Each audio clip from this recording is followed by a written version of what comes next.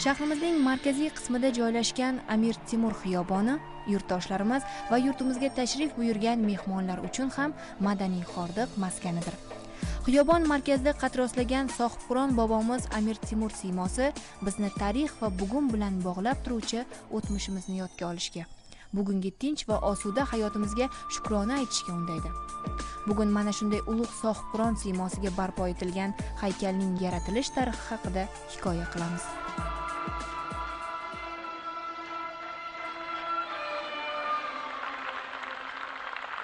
Bugun biz o'zbek xalqi hayotida unutilmas tarixiy bir voqeaning guvohi va ishtirokchisi bo'lib turibmiz.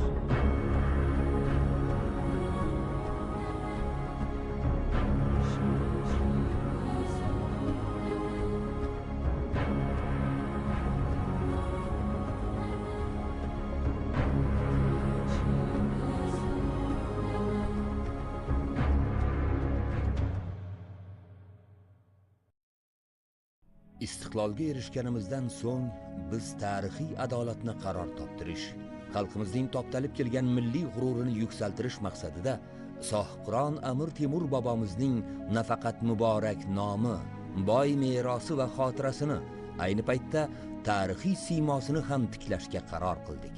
Sovet davrida g'arazli siyosat olib borilgani, asossiz ravishda bobomiz jaholat va yovuzlik timsoli sifatida ko'rsatib kelingani bugun hech kimga sir emas. Mustabid tuzum tarixiy haqiqatni namoyon etishdan, bizning milliy o'zligimizni anglashimizdan mutlaqo manfaatdor emasdi. Yurtboshimizning bu so'zlari buyuk sohibqiron bobomiz nomini istiqlolimizga qadar insonlar ongiga mutlaqo yot tushuncha va qarashlar bilan muhrlanganligini anglatmoqda. Hammamizga ayonki, mustaqillik o'zligimiz bilan bir qatorda milliy madaniyatimiz va ma'rifatimiz siymolarining nomini ham qaytib berdi. Men talabalik paytimda Samarqandga bir og'aynim bilan birinchi marotaba borganimda Samarqand shaharni ko'rib, men o'yladim, bobomiz shunday ulug' shaharni yaratgan, butun dunyo tan oladigan shaharni yaratgan inson, go'zallikni yaratgan inson shunchalik haligi bizga yetkazganda vahshiy bo'lishi mumkin. Mumkin emas degan bu baribir kallaga kelib o'rnashdi. Shu Samarqandga kiraverishda Zarafshon daryosida o'tgandan keyin bir katta tepalik bor.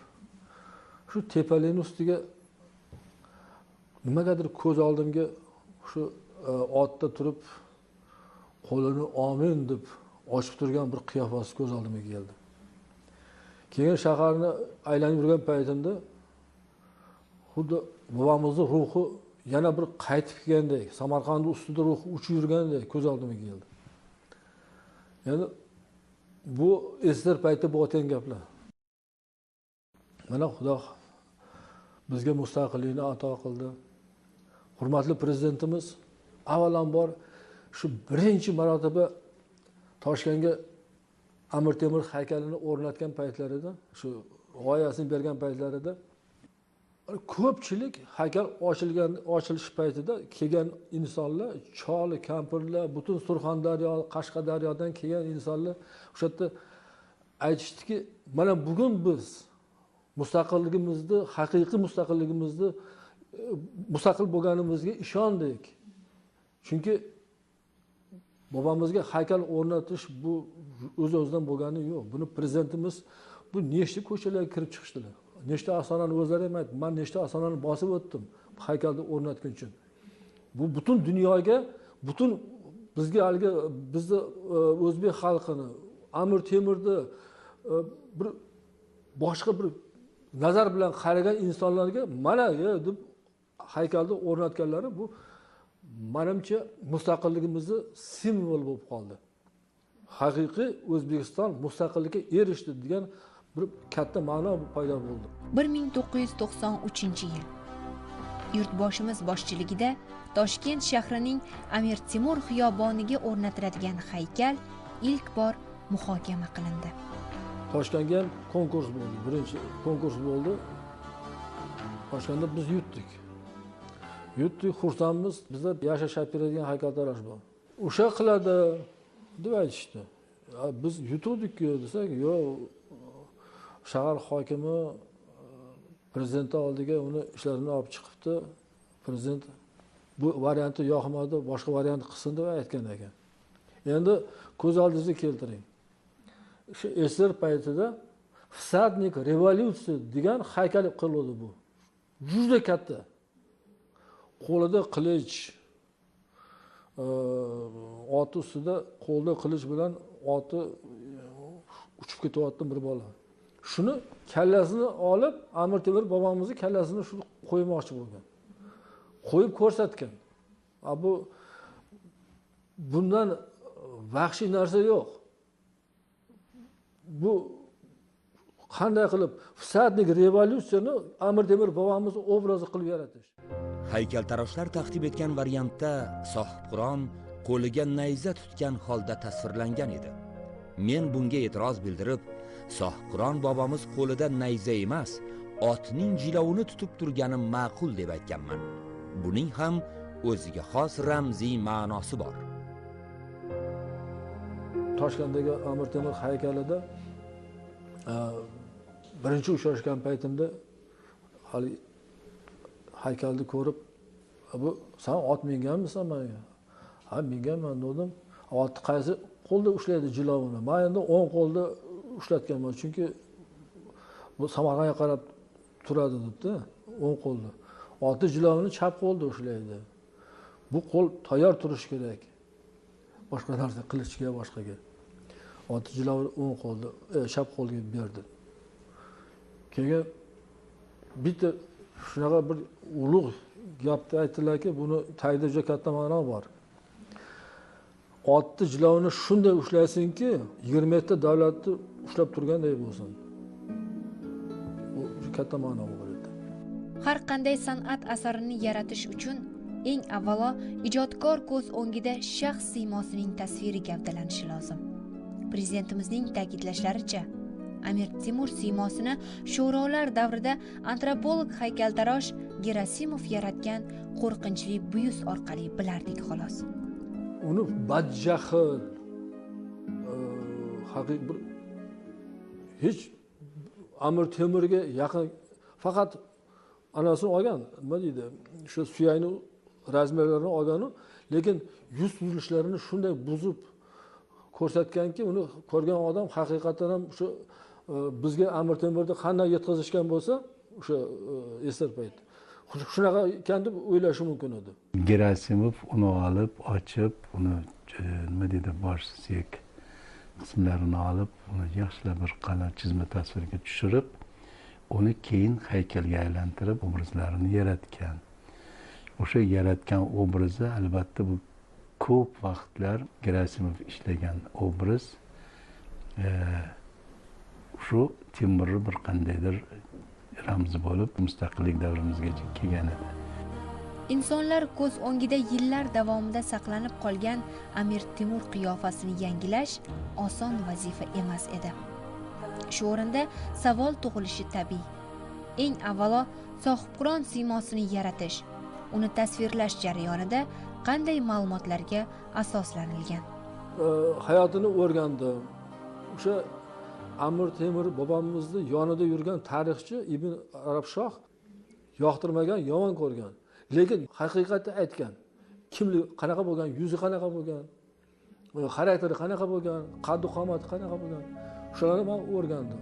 Temur baland bo'yli, tik qomatli, keng peshonali, kallasi katta, bag'oyat kuchli va salobatli, oq qizil yuzli, keng yelkali, qaddi qomati kelishgan, sersoqol, o'ng qo'li bilan o'ng oyog'i zahmdor, ikki ko'zi bamisoli ikki shamday porlab turadigan yo'g'on ovozli, ulug'ligi o'ziga yarashgan, qat'iy azmu qaror bilan so'zlaydigan haqgo'y kishi edi.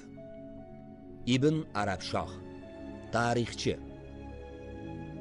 Bunaqa go'zallik yaratgan inson hech qachon haliga Gerasimovni portretidagi insonga o'xshamasligi kerakdi.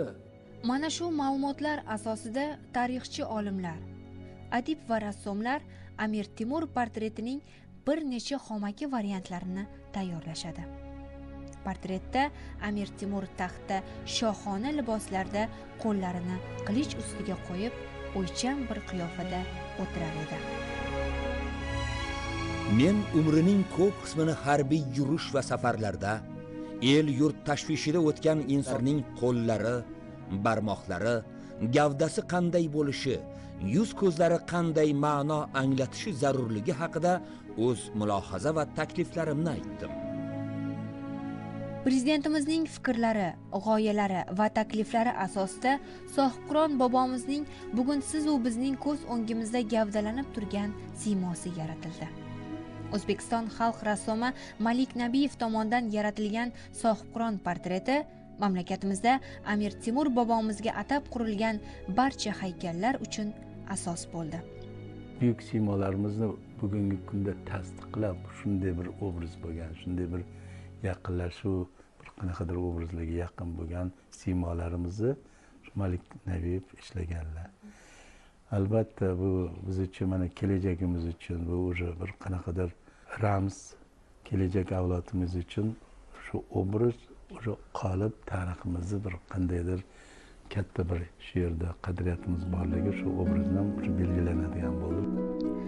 Tasviriy san'at va monumental san'at asarlari o'zining ma'no mazmuni, mohiyati va o'ziga xos hayrat va salobati bilan ham biri ikkinchisini takrorlamaydi.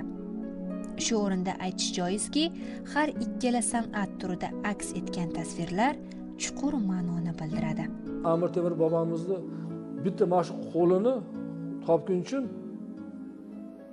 bilmayman, men bir hafta qidirganman. Shu barmog'ini bunday bu shunaqa qiyin narsa. Chunki qo'l ko'p narsani gapiradi. Qo'l agar sal bunday qilib qo'ysa boshqa ma'no beradi. Bunda biz mana bunday qilganmiz. Men yetib keldim, qaytib keldim o'z yurtimga. Sizlarga omonlik tilayman. Xalqiga murojaat qilayotgan payti bor. O'shaning uchun o'sha haligi men aytgan ishchi variantida shu narsalar hammasi qidirib topiladi. Biz ko'p tortishuv va fikr almashuvlardan so'ng Sohibqironning qo'llarini bir-biriga qo'yib turgan holatlarni ham o'zgartirdik.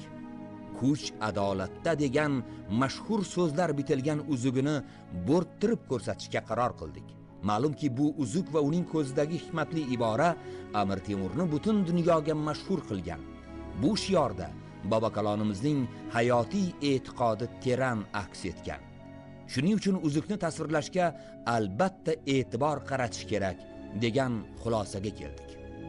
Qo'l ana qilish ustida turgan paytda nimagadir uzugi ko'rinmay qolibdi-da. Men hamda mana shu qo'yib qo'yganman qo'lini.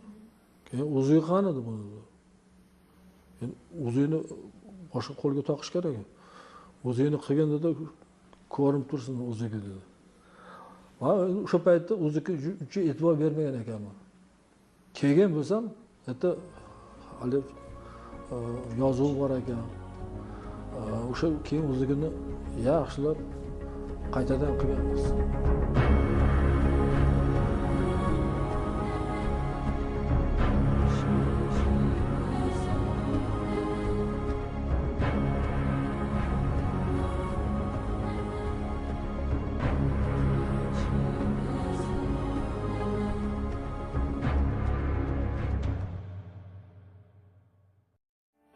San'at asarini yaratish, ayniqsa ularda buyuk shaxs siymosini gavdalantirish ijodkordan katta bilim va mahorat talab etadi. Izlanishlar, o'rganishlar natijasida yaratilgan Amir Temur haykali birinchi variantiga nisbatan o'zgardi. Bu esa ijodkor mehnatining tarix sahifalariga muhrlanishda katta ahamiyatga ega. Ko'pchilik nima uchun oldin gipsda qo'yib, yana oradan 2-3 yil o'tgandan keyin buni boshqa materialga ko'chirasizlar degan savol berishadi. Buni sababi bor. Masalan, deylik, haykalni imoratning ichida qilinadi. Imoratning ichida qilingandan keyin bu haligi bir berk, bo'shliq, anaqa yo'q, havo yo'q, boshqa kenglik yo'q. Men har qilgan haykalimni atrofida oylab yuraman. mana bu yerni noto'g'ri qilib qo'yinman, bu yerga mana shuncha qo'shishim kerak, mana bu yerda mana shuncha olib tashlashim kerak. Chunki havoda o'zgaradi haykal. O'shani keyin birozga ko'chirayotganda men o'sha kamchiliklarni hammasini to'g'rilayman. Bugungi kunda respublikamizning go'zal shaharlarida qad rostlab, salobat bilan turgan sohibqiron siymosi aks etgan haykallar dastlab taklif etilgan variantda 3 xil ko'rinishda aks etgan. Ya'ni Samarqanddagi haykal timsolda yigitlik davri, Shahrisabzdagi haykal orqali esa uning beg'ubor bolalik holatini ifodalash mo'ljallangan edi. Men muhokama paytida sohibqiron siymosini xronologik tarzda emas, balki yagona, fundamental obraz sifatida tasvirlash maqsadga muvofiq ekani haqida o'z fikrimni bildirdim. Samarqand shahriga konkurs bo'ldi. Menga aytdilarki, taxtda o'tirgani bo'lsin, chunki u poytaxtda. Deganlarda biz taxtda qildik, lekin endi taxtda har xil taxt bo'ladi. Orqasi baland taxtlar bo'ladi. U uyning ichida bo'lsa, u yaxshi. Ko'chada unaqa taxt qilmaydi. Biz dalada o'rnatiladigan taxt qildikda. Endi o'sha yerda ham agar buni yaxshilab qarasangiz, u taxtda juda kamdan kam o'tirgan odam. Butun umri otda o'sha yurgan. Butun dunyoni aylanib. U yerda ham xuddi bir vaqtinchalik kelib, vaqtinchalik dam olib o'tirgan payti. Bu mazmuni shunaqa haykalda. Ona vatani tug'ilgan Shahrisabzga menga aytdilarki, shu baquvvatli payti, o'zini yurti, tog'li rayon, yaxshi kompozisi bo'lsin dedi. Biz endi tog'li rayonlik bo'lgani uchun atrof hammasi tog', tog'ning ustiga, toshning ustida baquvvat bir burgutdek butun atrofga qarab turgan siymosini yaratdik. Amir Temur obrazini turli davrlarga bo'lmasdan, uning favqulodda buyuk aql zakovati, jasorati va azmu shijoatini yaxlit holatda mujassam ifoda etish har jihatdan to'g'ri bo'lardi. Toki Amir Temur siymosini kim qayerda ko'rmasin, uning mardona, ulug'vor va donishmand qiyofasini bexato taniy oladigan bo'lsin. Amir Temurni obrazini yaratishda oldin ham bizni haykaltaroshlarimiz qatnashgan edi. Nega deganda bu obrazlar hammasi yo byust yo qanaqadir shu faqat kalla qismiga bag'ishlangan asari bo'lishi kerak edi.